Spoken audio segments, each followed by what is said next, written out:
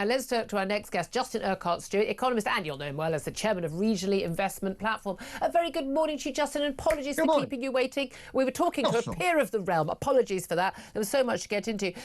Big speech from Rachel Reeves, the Chancellor, yesterday. You normally would have covered it on, looking ahead of it yesterday, and then massive big issue today. I mean, she's just such a lame duck, also ran Chancellor. No, that's the truth. No one really cares. And of course, this Afghanistan story has taken over. But she talked about red tape. She's talking about freeing up few more people being able to get a mortgage they probably won't be able to afford, talking about negative narrative around investing in stocks and shares. But, I mean, did we get anything particularly useful out of her that in any way deals with the fact that we've got inflation hitting 3.6%, going up, not down? Well, you used two perfect words there to sum it up: negative narrative. If you wish to encourage people to actually we're damaged, not doomed, don't go around telling us all the things that are wrong the entire time. Tell us actually what is going to be done positively that we can see, which will have an impact. And the measures we've discussed before: setting up new businesses, actually making sure there are proper incentives for people by way of like the enterprise investment scheme, which gives you up to a certain level 50% sort of guarantee on your money, so it doesn't cost the government anything. It's a guarantee unless it goes wrong. Did we hear anything about that? No. We heard a bit about sort of what about not so much cash ISAs, but why not invest in stocks and shares?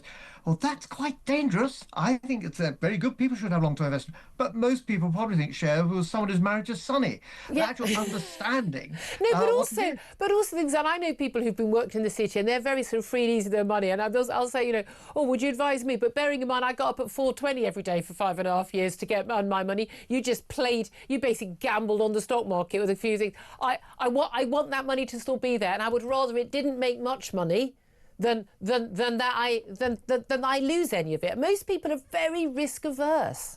Absolutely, and the way you make money is slowly over time. Yeah. If you're trying to get some excitement into it, i.e. risk into it, because you can double your money, well, frankly, that's why we have horse racing. That's a completely different issue. We need to be people from day naught, when they're born, the family contributing into a long-term pension scheme, getting the tax breaks on it. Average investments across the stock markets will, over time, bear in mind that compounding of dividends is really important. 6 or 7%. So it builds on it over the year. That's the thing. It's the long term. Put a bit away, and you'd be amazed how much. Again, a lot of people can't afford to do an awful lot of that. And we know also, talking about businesses and how we'll talk about red tape on the boot of the neck of businesses. She put a tax on employing people, the National Insurance Employers' Rise. She put that up last autumn.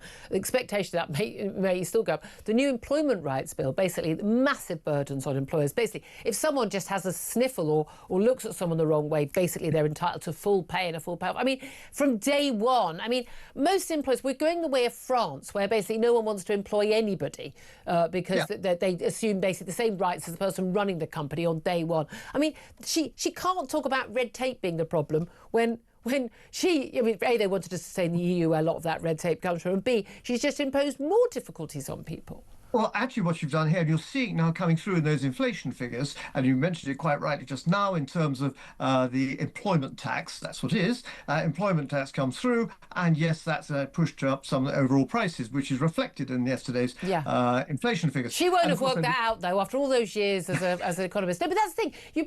Where did they think? She said that. I mean, she said this wasn't affect working people. Well, the idea that national insurance, the cost of an employer hiring you, won't affect your pay. It's insane.